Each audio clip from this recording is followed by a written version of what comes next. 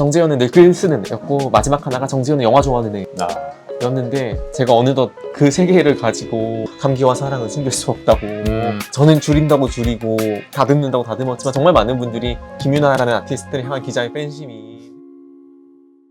영화 기자가 보는 음악 이야기, 음악 평론가가 보는 영화 이야기. 안녕하세요, 이정재입니다. 오늘은 이정재의 정재를 담당하고 있는 정재현 기자님 모시고 이야기 나눠보겠습니다. 안녕하세요. 네, 안녕하세요. 신의 21의 정재현 기자입니다. 이정재 방송이 2주에 걸쳐서 방송이 나갔습니다. 혹시 주위에 보신 분들께서 어떤 반응을 보이셨나요?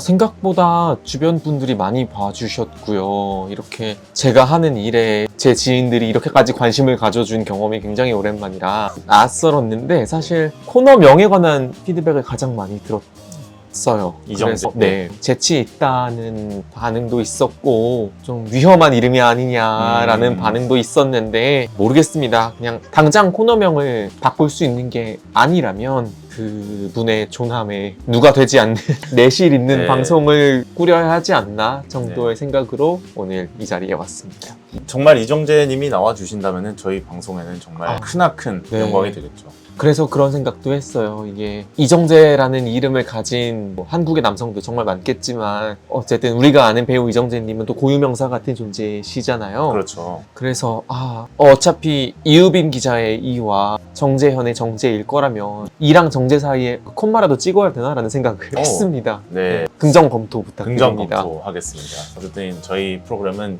이정재로 이제 네. 올려버린 이상 돌이킬 수 할 수 없습니다. 네. 여러분 콤마가 찍히면 이 정재라고 저희도 읽을 테니 두려워하지 말아주세요. 그래도 많은 분들이 이제 피드백을 해주셨고 이제 인스타그램 통해서도 그리고 유튜브 댓글로 통해서도 많은 의견 남겨주셨는데 앞으로 매주 찾아가는 이정재 코너 많은 관심 부탁드립니다. 오늘부터는 정재현 기자님 그리고 이유빈 기자님 이렇게 번갈아서 출연을 하실 계획인데요. 사실 기자분들을 격주로 모신다는 게 쉽지 않습니다. 왜냐하면 정말 바쁘시거든요. 최근에 제가 정재현 기자님께서 작성하신 기사만 해도 정말 엄청나게 많고 이걸 매주 마감을 하시면서 휴가까지 또 갔다 오셨잖아요. 네. 정말 범인의 행동 능력으로는 쉽지 않다. 다행히 중간에 휴가가 한 번 있었기 때문에 네. 제가 재충전이라는 것을 할 수 있었고요. 제가 대관령에서 한 5박 6일 정도의 휴가를 보내고 왔는데요. 여러분 아시는 분들은 아시겠지만 대관령 지역에서는 매년 7월 말 8월 초에 평창 대관령 음악제를 엽니다. 올해는 루트비라고 해서 이제 베토벤의 음악들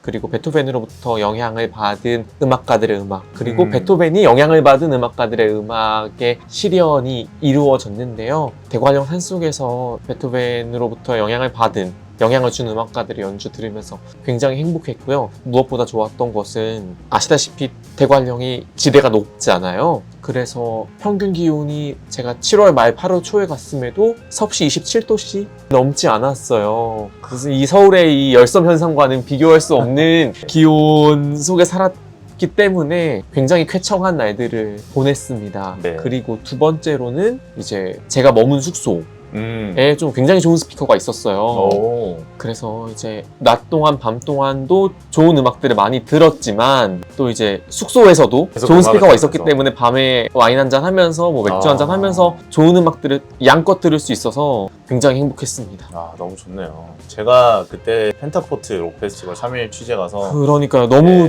전 36도의 불지옥에서 네. 생존을 위해서 이제 사투를 벌이고 있었는데 대관령에서의 휴가 정말 거기다가 멋진 음악까지 곁들여지면 정말 더 할 나위가 없었겠죠. 제가 진짜 좋은 음악들 많이 들었고요. 혹시 추천을 한곡 할 수 있다면 곡들이 좀 랜덤하게 들었거든요. 밤에 제가 몰랐는데 이번 기회로 알게 된 힙합 아티스트 중에 맥킨리 딕슨이라는 힙합 아티스트가 있습니다. 빌러비드 패러다이스 재즈라는 앨범을 제가 이번 기회에 알게 됐는데 저는 정말 3일 내내 밤마다 그분의 음악을 들었던 그 앨범을 청취했던 것 같아요. 그래서 너무 좋았기 때문에 여러분께 좀 들어보십사라고 추천을 드리고요. 그리고 저는 캐롤라인 폴라칙을 워낙 좋아했는데 이 기회에 여름 휴가 동안 정말 이분의 목소리가 가진 그런 솜 같은 매력이 있다는 것을 새삼 깨우치게 됐어요. 그래서 캐롤라인 폴라칙의 여러 주옥 같은 목소리들도 여름이 가시기 전에 들어보시길 권장합니다. 캐롤라인 폴라첵은 이 채널에 정말 많이 등장하는 거 그렇죠. 내한 공연이 유치될 뻔했다는 이야기도 들었죠, 이 곡 코너에서. 그렇죠. 그리고 제가 또 지난해에 네. 캐롤라인 폴라츠의 공연을 보러 갔다 왔어요. 너무 부럽습니다. 네. 제가 그렇게 힙합을 사실 많이 듣는 장르는 아니에요. 저는 음률이 있는 장르를 조금 더 선호하거든요.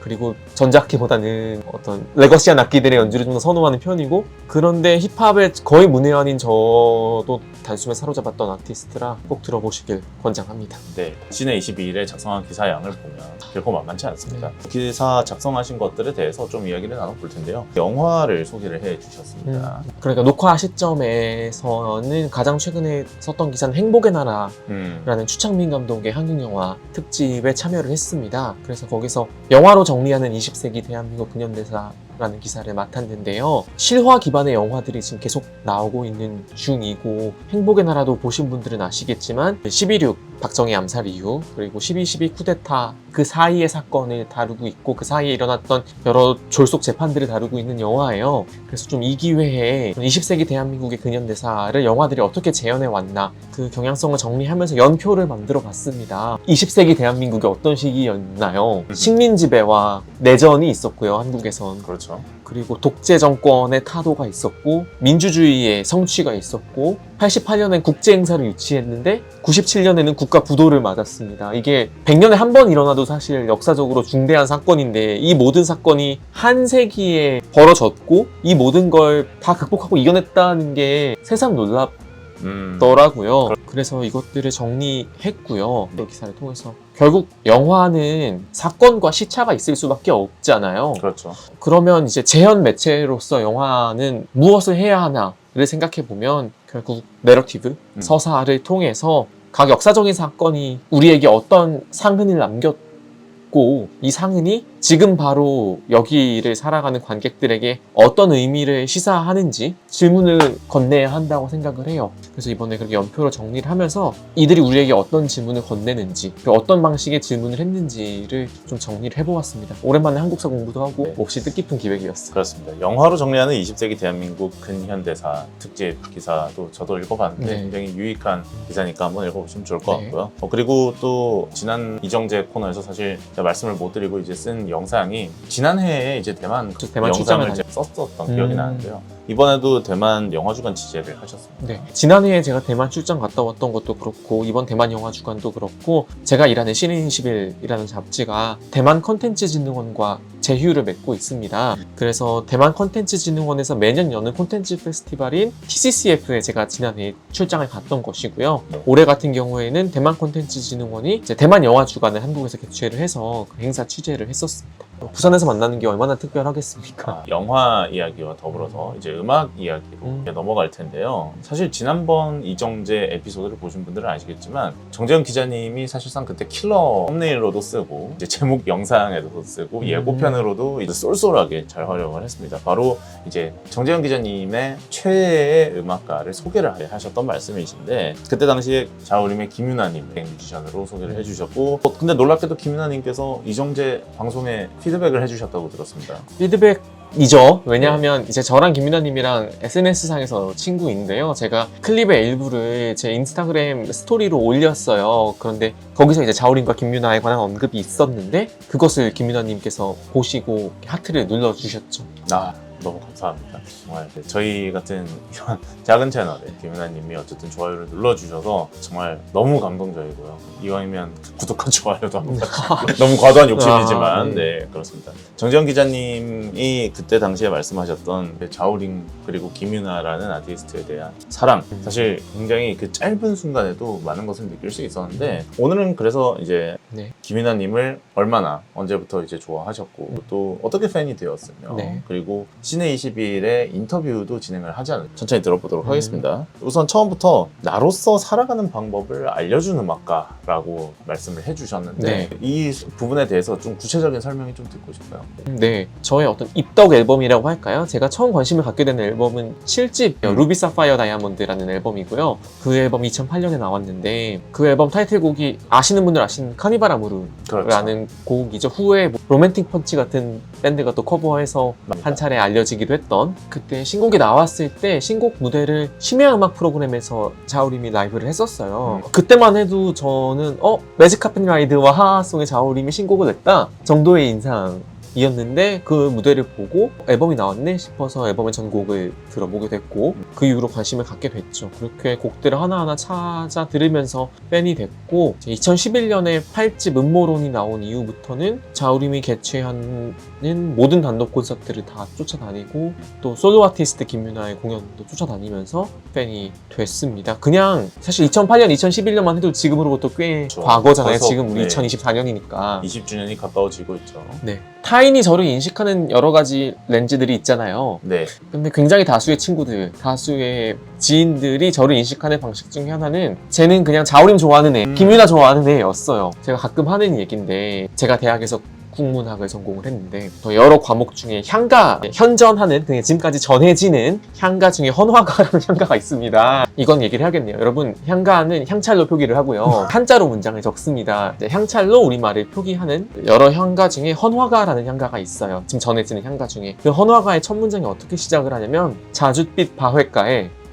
로 시작을 해요. 그래서 당시 교수님이 그 자줏빛 바회가에를 한자로 칠판에 판서를 하시면서 이 자자가 자주색 할 때 자자거든요. 그렇죠. 근데 이제 교수님이 학생들에게 쉽게 설명하시고자 여러분 이 자자가 자우림의 자자입니다 라고 설명을 하셨어요. 당시 교수님이. 그랬더니 당시 그 수업을 듣던 동기 선배 포함해서 3분이 저한테 문자를 보낸 거예요. 교수님이 자우림을 언급했다 수업 시간에. 저 심지어 그 수업 같이 듣고 있는데 친구들 사이에서 유명했어요. 자우림을 좋아한다는 거. 이제 와서 새삼 감동인 것은 사람들이 저를 바라봤던 렌즈가 3가지예요. 하나가 자우림이었고 하나는 정재현은 늘 글 쓰는 애였고 마지막 하나가 정재현은 영화 좋아하는 애 였는데 제가 어느덧 그 3개를 가지고 삶을 영위하고 있습니다. 직업인으로서. 재현 기자님의 약간 삼위일체가 너무 좋은 표현이네요. 성부성자 성령의 이름으로 그렇죠. 제가 저는 어렸을 때 가수 윤하에서 재현 기자님과 마찬가지로 저도 대체는 윤하를 너무 좋아한다. 윤하 영업을 너무 많이 한다. 그래서 윤하님께 죄송한 얘기지만 제 주위 친구들이 윤하를 별로 안 좋아했습니다. 왜냐면 빠가 까를 만든다니 너무 죄송해요. 그런 이야기가 있어서 방금 재현 기자님이 말씀하신 게 굉장히 공감이 많이 가네요. 저번 회차에 언급했던 나로서 살아가는 방법을 알려준 음악가라는 게 아까 어떤 의미냐고 여쭤보셨잖아요. 여러 가지가 있는 것 같아요. 일단 감화라고 하죠. 나를 더 괜찮은 사람으로 만들어주는 것. 그래서 제가 자우림으로부터 혹은 김유나 배운 가장 큰 가르침 내지는 교훈은 세상을 응시하는 시선이에요. 자우림의 팬들도 그렇고 자우림 3분도 그렇고 자우림 음악의 가장 큰 특징을 무엇으로 정리하시냐면 낙천적 패배주의라고 정리를 하시거든요. 그 낙천적 패배주의, 저 자신을 그리고 세상을 바라보는 시선이기도 해요. 어차피 우리 모두는 종말을 맞이할 것이고 우리 모두는 필연적으로 패배할 수밖에 없지만 그럼에도 불구하고 우리가 바른 마음, 바른 시선을 가지고 희망을 잃지 않으면 세상은 1mm라도 진보할 수 있다는 것. 그 진보의 시점을 우리가 목도할 때까지 나를 구성하는 세상을 계속해서 직시하자는 마음. 이건 사실 락스타의 소양이기도 하죠. 그렇죠. 주체로 살아가는 법을 배울 수 있었다고 제가 네. 설명을 드렸던 것 같고요. 네. 당연히 밴드 음악을 오래 좋아했기 때문에 밴드 음악에 대한 조예, 그리고 제가 뒤에서도 설명드릴 기회가 있을 것 같은데 영화에 관한 조예 또 자우림을 통해서 깊어졌고요. 궁극적으로는 이들 눈에 비친 나를 계속 상상했던 것 같아요. 자우림이 바라보는 정재현을 이라는 사람에 관해서 음악을 듣는 내내 계속 상상을 했던 것 같아요. 그 눈빛에 부응하는 사람이 되고 싶으니까요. 그래서 그렇게 더 나은 사람이 되고 싶었고 아직 한참 부족하고 나아갈 길이 멀지만 열심히 살아서 오늘까지 왔습니다. 3번의 인터뷰를 이제 진행하시면서 어떠셨어요? 김유나가 바라보는 정재현은 어땠나요? 제가 뭘 알 수 있겠습니까? 네. 그런데 다만 계속해서 접할 기회가 생기면서 가장 최근에도 솔로 콘서트가 8월 초에 있었거든요. 인터뷰어와 인터뷰이로서 혹은 지인으로서 접할 수 있는 기회가 차츰 늘었던 상태에서 그 공연을 제가 가게 된 거잖아요. 조금 다른 느낌이었어요. 어떻게 다른 느낌이었냐면 그런 낙천적 패배주의라는 스피릿의 일환으로 저는 매 공연을 갈 때마다 오늘이 절정이다라고 생각을 했던 것 같아요. 오늘이 최고의 공연이기 때문에 나는 지금 충만하게 모든 걸 느끼고 돌아가야겠다라는 당위성도 있었고 조바심도 있었어요. 그런데 저 역시 그렇게 살아온 기간이 팬으로 살아온 기간에 정비례해서 있었을 있었을 것 아닙니까? 그런데 내가 보고 들을 낯선 충격이 앞으로도 계속될 것 같다는 설렘이 있었어요. 약간의 미래지향이 담보된 공연이었달까요? 그래서 내가 아직도 낯설 수 있구나. 아직도 김유나의 어떤 얼굴, 자우림의 어떤 음악은 나한테 초면일 수 있겠구나 라는 확신이 들어서 좀 안심한 채로 집으로 돌아왔던 것 같아요. 그 솔로 콘서트가 사실 소셜미디어에서 좀 여러 가지로 화제였습니다. 뭐 예를 들면은 술 관련해서 그쵸, 주류 반입이 가능했던 공연이었죠. 주류 반입이 가능했던 공연이었고 앞으로도 뭔가 계속해서 이런 즐거움이 계속 되리라는 어떤 희망을 많은 분들이 안고 돌아갔던 그런 콘서트로 저는 이제 후기를 보면서 부럽다고 생각하면서 이제 인천에서 네. 불지옥에서 네, 공연장을 시원했습니다. 좋습니다. 최근에 솔로 콘서트도 다녀오셨고 낙천적 패배주의라는 표현이 저는 굉장히 인상적인데요. 자우림의 노랫말 그리고 김유나의 노랫말 중에 제가 가장 좋아하는 속성이 지금 평론가님이 말씀해 주신 것과도 상통하는데요. 확신이 없어요. 단정이 없고요. 자우림의 Something Good이라는 노래 생각해 네. 보시면 7집에 있는 노래인데요. 이젠 행복해질 것만 같아. 행복하지 않아요. 그렇죠. 행복해질 것 같고 너와 함께라면 괜찮을 것 같아요. 그렇죠. 괜찮지 않아요. 지금 당장의 행복을 내가 단언할 수는 없지만 그럼에도 불구하고 일말의 희망을 내포하고 있는 정신들이 저는 좋거든요. 네네. 여러분 너무 유명한 헤이헤이헤이 같은 곡도 생각해 보시면 어두운 날들이여 안녕, 네. 외로운 눈물이여 안녕, 이제는 행복해질 시간이라고 생각해. 행복하지 않은 거죠. 네, 지금은 행복하다고 확신할 수 없죠. 하지만 일말의 행복을 예측하고 또 꿈꿔볼 수 있는 그 정신, 네. 자우림에게서 가장 좋아하는 음. 정신이고요. 그 점이 낙천적 패배주의와 가장 닿아있는 부분이 아닐까 싶습니다. 역시 자우림론, 김유나론이라고 해도 사실 버금갈 정도의 네. 이제 말씀을 해주시고 계십니다. 사실 저는 역설적인 표현, 그러니까 현재를 정확하게 투영하지 않는 거고 어떤 바람과 기대 이런 것들을 노랫말에 담아내고 있는 건데 저는 최근에 데이식스라는 팀이 네. 세대 불문하고 굉장히 큰 인기잖아요. 근데 데이식스의 인기에 대해서 항상 설명을 하라고 하면 이런 표현을 씁니다. 그들의 노래 가사도 지금 당장 행복하고 지금 당장 즐거운 게 아니거든요. 나와 함께하는 미래가 마냥 행복하지 않을 수도 있다라는 어떤 불안감을 내포에 깔고 그래도 함께하면 우리는 행복할 수 있다라는 얘기를 하거든요. 김유나님과의 인터뷰를 이제 무려 3번이나 하셨고 네. 4월 25일에 발표된 김유나님의 관능소설 앨범 5월 18일에 3부작 인터뷰로 신내 20일에 올리셨습니다. 네. 네. 제가 어떤 말을 더 할 수 있겠습니까? 인터뷰를 섭외하는 과정은 또 어땠고 준비 과정은 어떻게 이루어졌는지 궁금합니다. 이제 섭외는 정식 절차를 대로 통해서 A&R 팀에 문의를 해서 이제 정식 루트로 이루어졌고요. 3번 다 그렇게 이루어졌습니다. 그리고 준비 과정이라고 하면 2가지 길이 있었던 것 같아요. 먼저 김유나님이 솔로 1집부터 4집까지 발매했던 음악들에 관해서는 제가 지금까지 추종해온 시간이 있잖아요. 그래서 곡들 전체를 다시 들으면서 저는 어떤 아티스트 만나도 전곡을 쭉 듣거든요. 그래서 곡들을 전체를 다시 들으면서 이 곡에 관해서 제가 평소에 가졌던 인상과 이 기회에 새로 샘솟는 인사이트들을 엮어서 재배열하는 시간들을 가졌고요. 그리고 관능소설에 들어있는 신곡들의 경우에는 제가 이 앨범에 라이너 노트를 쓰는 영광 또 얻지 않았습니까? 맞습니다. 앨범 소개를 제가 썼는데 그때 들었던 생각들 그리고 또 그 곡에 관해서 다시 들으면서 새로 받는 인상들 그리고 인터뷰 전에 라이브 콘서트도 있었거든요. 네. 그래서 라이브 무대에서 제가 직자적으로 받았던 영감들 엮어서 질문들을 꾸려갖고 좀 봤었죠. 정말 씻고 뜯고 맛보고 이제 즐기고 인터뷰까지 네. 제가 그것을 기억하는 이유는 뭐냐면 관능소설의 소개글을 이제 정지현 기자님과 그리고 또 저의 친한 정민재 평론가님께서 두 분이 써주셔서 저도 소개글을 굉장히 인상 깊게 읽었고 음악도 잘 들었고 그리고 인터뷰가 사실 김유나님과 3번을 만나서 이 앨범에 대해서도 그리고 관념산문이라는 제목으로 발표된 에세이집에 대해서도 다루셨고요. 사실 정말 팬이어야 알 수 있는 여러 가지 정보들도 굉장히 많이 등장을 했단 네네. 말이죠. 이렇게 준비를 하시는 과정이 사실 아까 말씀하신 것처럼 모든 아티스트 인터뷰하기 전에 모든 노래를 다 들어보고 가시지만 김유나님과의 인터뷰는 확실히 좀 준비하는 과정이 달랐을 것 같다는 생각은 들어요. 네. 어떤 점을 집중해서 인터뷰를 하고 싶으셨는지 궁금하네요. 김유나님에 한해서는 인터뷰 과정보다 인터뷰 후속의 시간들에 좀 더 신경을 썼어요. 어떤 의미냐면 당연히 인터뷰 준비 착실해갔고 취재 네. 열심히 해갔고 인터뷰 시간에도 충실하려고 노력했고요. 그런데 제가 신경 쓴 부분, 제가 좀 더 몰두한 부분은 인터뷰 후의 시간들이었어요. 가장 중요한 것이 편집이거든요. 그 시간이 아무리 충실했어도 이것을 어떻게 정리하느냐에 따라서 달라질 수밖에 없는 게 인터뷰 라는 시간의 특수성일 텐데 그 정리에 신경을 굉장히 많이 썼어요. 그러니까 이제 인터뷰의 녹취를 풀고 네. 텍스트로 정리해서 기사화하는 과정. 그렇죠. 왜냐면 제가 팬이기 때문에 넘칠 수밖에 없고 과할 수밖에 없고 조금 더 세게 얘기하면 느끼해질 수밖에 없는 지점들이 분명히 있다고 생각을 했어요. 그런데 이거는 팬미팅이 아니고 인터뷰고 그리고 기사. 내가 좋아하는 마음이 최대한 덜 드러날 수 있도록 깎고 줄이고 다듬고 티나지 않게 정리하는 시간. 네, 정말 많은 신경을 썼어요.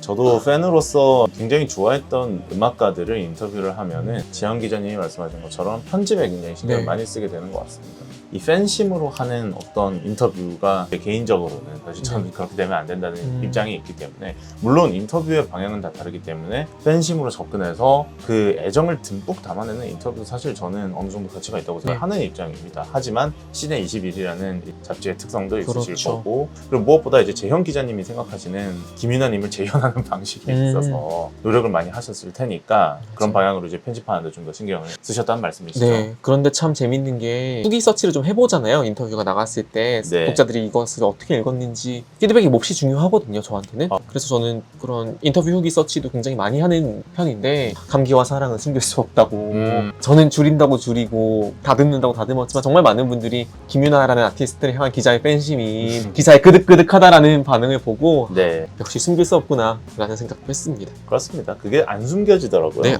2001년에 부클릿 에세이나 뭐 크리스마스 앨범에 실린 잔혹 동화라거나 뭐 이런 것들은 팬이어야 사실 알 수 있는 정보라고 저는 생각을 또 하거든요. 그리고 뭐 최근 콘서트 그리고 솔로 공연에서 김윤아님이 어떤 식으로 자신의 음악을 표현하고자 하는지 이런 것들이 사실 팬이 아니면은 짚어내기는 좀 어려운 정보들이 아닌가. 재현 기자님만이 말씀하실 수 있는 정보가 아닌가라는 생각이 들고요. 인터뷰를 하는 과정에서 어쨌든 팬으로서 그리고 자우림 김윤아님에 대한 굉장한 세부적인 접근을 하시면서 인터뷰를 준비하는 과정에서 좀 들었던 생각 그리고 인터뷰에 들어갔을 때 이런 정보를 공유하면서 이제 질문을 나눴을 때 좀 어떤 인상을 받으셨는지 궁금하네요. 어쩌면 제가 이번 솔로 5집에 관련된 인터뷰를 준비했던 시간은 제가 라이너 노트 때문에 이 앨범을 미리 들었던 때부터 취재가 시작됐다고 봐도 사실 무방하거든요. 거의 뭐 한 2달, 한 달 정도. 네, 한 달 반 정도의 취재가 있었던 셈인데요. 그렇게 네. 따지면 제가 에피소드 하나를 말씀드리면 그 라이너 노트를 쓰기 위해서 신곡들을 앨범 발매 시점보다 좀 미리 들었던 때가 저희 시내 21이 마동석 에디션을 준비하던 때였어요. 한 네. 권의 통째로 마동석 배우에게 헌정했던 에디션이었는데요. 제가 경중은 논하고자 하는 것은 아닌데 이 마동석 배우가 출연하는 영화들 그리고 마동석 배우가 추구하는 어떤 이미지가 김윤아 그리고 관능소설과는 완전 개척점에 있잖아요. 좌뇌로는 마동석을 생각하고 우뇌로는 김윤아를 생각했던 그 일주일이 정말 혼란스러웠습니다. 인지 부조화가 이런 것인가? 라는 생각을 했던 혼란의 일주일을 보냈고요. 그때는. 네. 근데 그때부터 정말 취재가 시작됐다고 봐도 무방해요. 사전에 들으시면서 어떤 느낌을 받으셨나요? 아까 말씀드렸던 얘기랑도 연결이 되는데요. 제가 오랫동안 자우림 김윤아를 좋아했다 보니 제가 섣불리 안다고 속단했던 지점들이 있었던 것 같아요. 그런데 그런 파노라마의 화각 자체가 넓어지는 경험, 관능소설의 앨범을 미리 들으면서 했어요. 이렇게까지 사랑을 이야기하는 김윤아는 저도 생경했습니다. 그런 점에서 조금 생경하게 다가왔다. 네. 이 앨범의 타이틀곡인 장밋빛 인생이라는 네. 곡을 들을 땐 정말 제 적혈구도 장밋빛으로 묻는 경험을 했고요. 마동석 배우가 한쪽에서는 이제 범죄자들을 네. 소탕하면서 펀치를 날리고 계신데 또 다른 장밋빛으로 이제 거긴 이제 유혈이 낭자하고요. 관능 소설을 먼저 들어보시는 영광도 이제 받으시고 그러면서 한 달 반간의 취재도 이제 진행을 하셨습니다. 그렇게 인터뷰를 진행을 하셨고요. 네. 네. 그래서 이번에 그 라이너 노트를 쓸 때에도 김윤아론을 첫 문단에 좀 쓸 기회가 있었어요. 가령 꽃과 바람 같이 김윤아의 가사에 유독 자주 등장하는 심상들, 네. 자연 현상들에 관한 것도 언급을 했는데요. 오랜 시간 한 아티스트의 세계를 팔로우업 하다 보니 이 노래랑 다른 노래랑 친구일 것 같은 생각이 드는 조합이 있거든요. 그렇죠. 가령 저는 자우림 1집의 밀랍천사와 자우림 10집의 아는 아이가 친구라고 생각하고요. 뭐 자우림 4집의 무언가와 자우림 6집의 제스터송이라는 곡이 친구일 것 같고 자우림 6집의 썸머 슬럼버라는 곡과 자우림 칼집의 꿈에라는 곡이 친구일 것 같아요. 그런 식으로 꽃과 바람도 제 안에 어떤 집합이 있었어요. 네. 어떤 폴더가 있었는데 그 집합의 원소로 이제 새로운 곡들이 추가가 된 거죠. 이 관능 그렇죠. 소설을 통해서. 이번 앨범에서. 네. 그래서 그런 식으로 엮어가는 작업이 저한테도 굉장히 흥미로웠습니다. 그래서 그 부분을 이제 인터뷰에서도 언급을 직접 했고, 하셨죠. 네. 그 대답과 뭐 여러 가지 부분에서 아까 음. 말씀하셨던 에피소드로 좀 에피소드가 여러 가지가 있으실 네. 것 같은데 그 얘기도 좀 들어보고 싶습니다. 네. 그러니까 한국 사회에서 활동하는 여성 아티스트에게 가해지는 어떤 프레임들에 관한 분노에 굉장히 좋은 화답이라는 생각을 했어요. 사람들이 보려고 하지 않는 것을 보는 맞아요. 것이 중요하다고 생각을 합니다. 들으셔야 합니다. 한국의 네. 남성분. 그래서 여러분들은 그렇게 해서 하시다가는 평생